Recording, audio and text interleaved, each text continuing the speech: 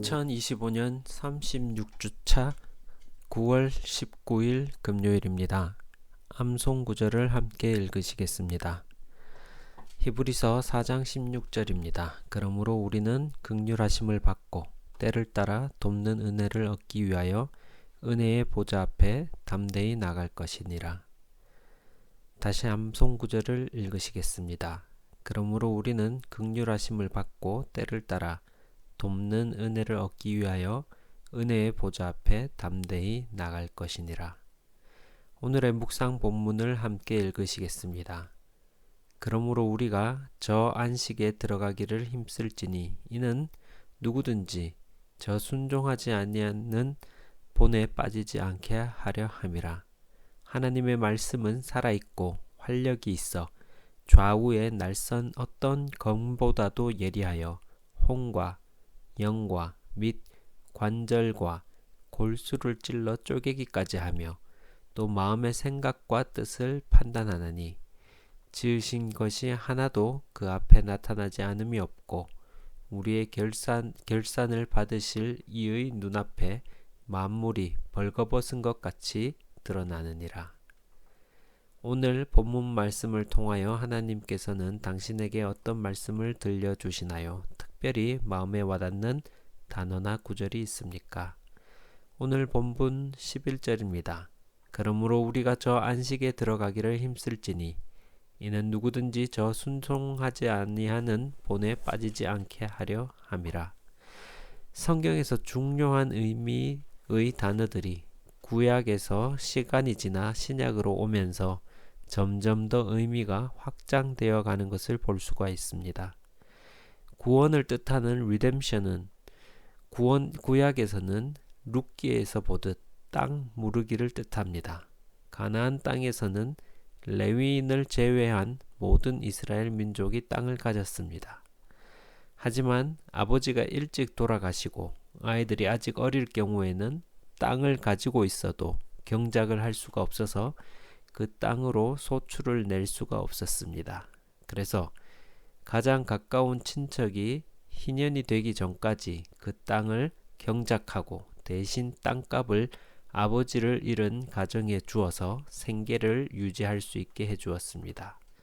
그 가까운 친척이 리디머이고 땅을 무르는 자였습니다. 그 땅 무르기가 구원의 의미로 쓰였고 예수님께서 리디머, 즉 구원자가 되시는 것으로 의미가 확장이 되었습니다. 안식 또한 그 의미가 확장이 됩니다. 구약에서는 처음 6일간 창조를 하시고 마지막 날에 안식을 하는 개념이었습니다. 그것에서 여호수아가 가나안으로 이끌어준 안식에서 더 나아가 장차 예수 그리스도 안에서 이룰 영원한 안식으로 개념이 발전이 됩니다. 오늘 본문의 안식은 예수님으로 인한 안식의 개념입니다. 그런데 이 안식에 들어가기 위해서 힘을 쓰라고 합니다. 한국에서 교육을 받은 사람들은 성실히 일하는 것으로 많은 발전을 이뤘습니다. 하지만 쉬는 것을 연습하지 못했습니다. 여기에서 힘쓰라는 것은 무언가를 더 열심히 시간을 들여서 일을 하라는 것이 아닙니다. 중보자이신 예수님께 나의 분주함을 맡기는 것입니다. 순종을 하는 것입니다. 순종을 하지 않을 때 더 바쁘게 살게 됩니다. 갈 길이 분명히 보인다면 천천히 걸어갈 수 있습니다. 그러나 갈 길이 어디인지 모른다면 분주히 좌우로 걷고 어떨 때는 왔던 길을 돌아가며 걸을 수밖에 없습니다. 하나님의 은혜의 보좌에 나가는 길을 확실히 안다면 평안함으로 안식을 누리며 한 걸음씩 나아갈 수 있는 것입니다. 오늘 본문 말씀은 당신과 당신의 삶에 어떤 의미가 있습니까? 이 말씀을 어떻게 당신의 삶에 적용할 수가 있을까요?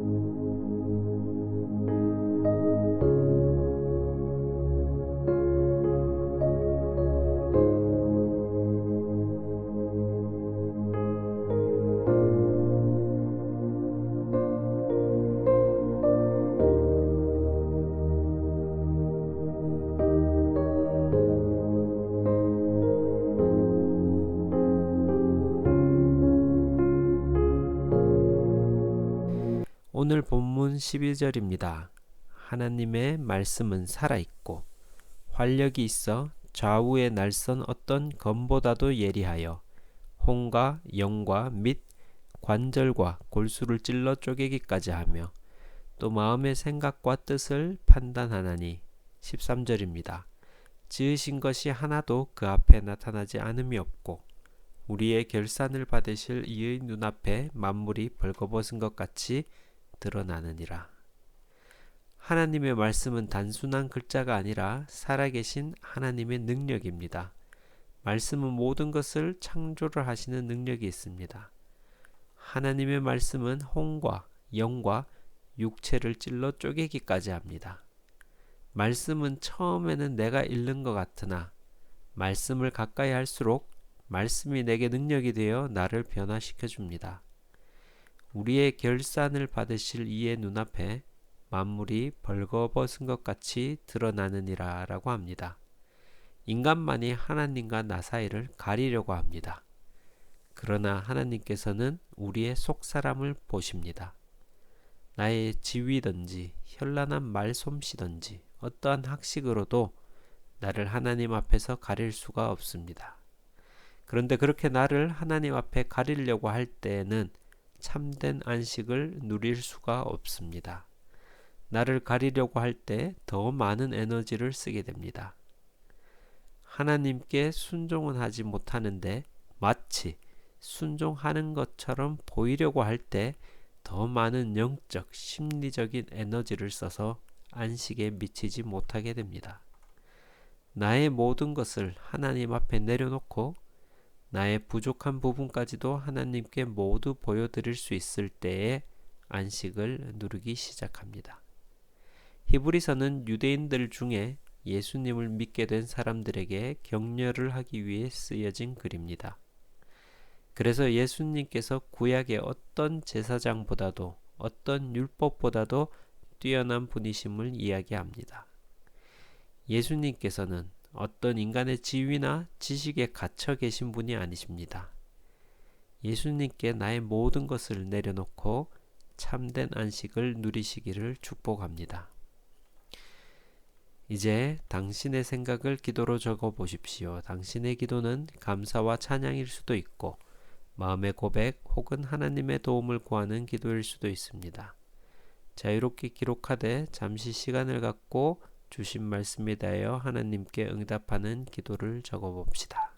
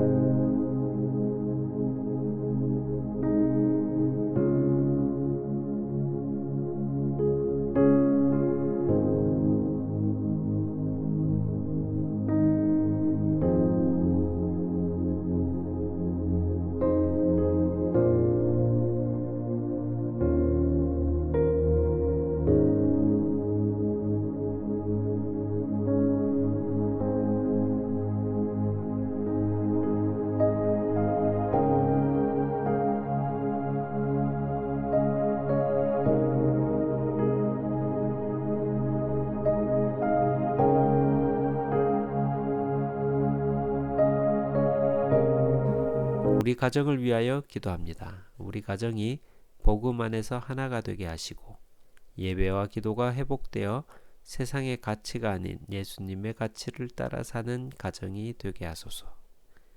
남편과 아내, 부모와 자녀 간의 관계를 축복하시고 사랑과 순종, 존중하는 마음만이 충만하게 하시어 우리 가정이 세상 속에서 지친 우리들의 참 쉼터가 되게 하소서. 우리 가정 안에 깨어진 관계와 상한 마음을 주님께서 치료하여 주시고 가족들 중에 예수님을 믿지 않는 이들, 주님을 인격적으로 만나지 못한 이들을 만나 주시어 우리 가정에 참된 회복의 은혜를 부어 주소서. 하나님 아버지 감사합니다. 예수 그리스도로 인한 참된 안식을 우리가 누릴 수 있게 해주셔서 감사합니다. 하나님, 저희 삶의 중심에 안식이 있기 원합니다. 무언가를 더 추구하고 더 이루어내는 것이 삶의 목표가 되는 것이 아니라 예수님 안에서 참된 안식이 삶의 중심이 되도록 하여 주십시오. 우리의 가정이 안식 공동체가 되게 하여 주십시오. 몸이 회복되고 영과 혼이 가정에서 회복되도록 하여 주십시오. 교회에서 더 분주할 때가 있습니다. 교회 공동체가 참된 안식을 누리는 공동체가 되어 회복의 은혜를 경험하게 하여 주십시오. 예수님 이름으로 기도드립니다. 아멘.